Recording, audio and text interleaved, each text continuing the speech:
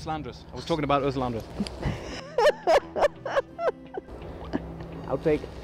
When I came up with the idea to make a James Bond fan documentary, I didn't plan anything. There was no script, nothing. So naturally, there were no planned special guest appearances. I was glad that friends and family were joining in and other fans. But getting in contact with the stars is a bit different.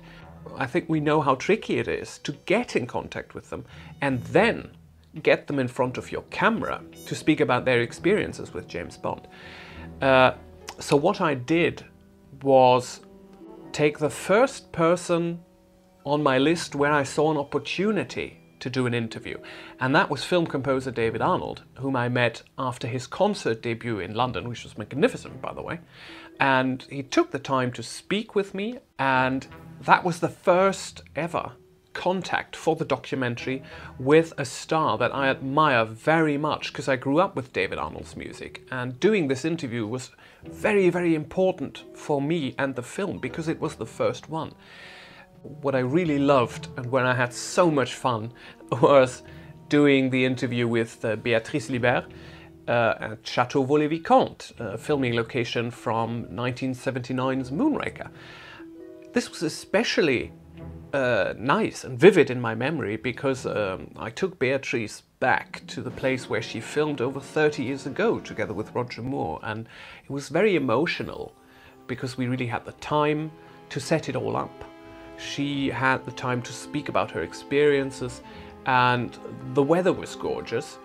The ride up to the statue where they filmed in the castle park was just hilarious because none of us had a driver's license, just Beatrice had. There's nothing better than being driven through the castle gardens by a Bond girl. Hello, how cool is that? It was a complete joy to film with all the guest stars because it is that moment when you stand in front of them and you try to be a professional filmmaker, which normally I'm not. I have to do everything 17 times. And then you suddenly stand in front of that person and everything has to work. You have to push all the buttons, the sound has to be working, and you try not to get nervous. Oh, yeah. Don't look into the light. Don't look into the light.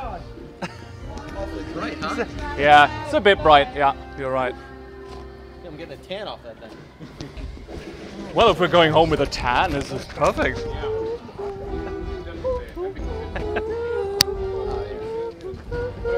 Swinging with Bond girls.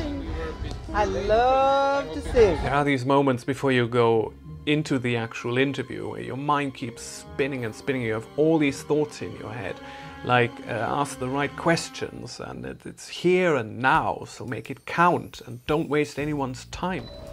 Oh God, I don't want to see myself. Yeah. No, I don't want to see myself. No, as long as you know where the shot, yeah, that's better. Maybe it's sitting is better. Yeah. We do it over here, maybe. There's nice light. Yeah. Sitting is better. Yeah, definitely. Much more comfortable. Yes. Stress level 5,000. Can you give me a tip, since you're a poker player, how to win the next poker game? But once you're done with the interview, you go inside yourself and say, yes. And that's a great feeling. I loved it. Every time again. Yeah. Thank you very much. Thank you.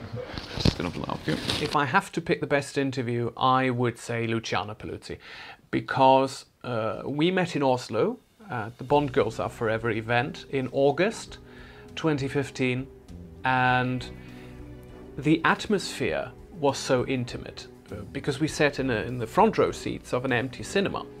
Let's see. Is that okay? Yes, I'm just want to see if I'm disheveled. Very lit up. So like that, that's better. Yeah.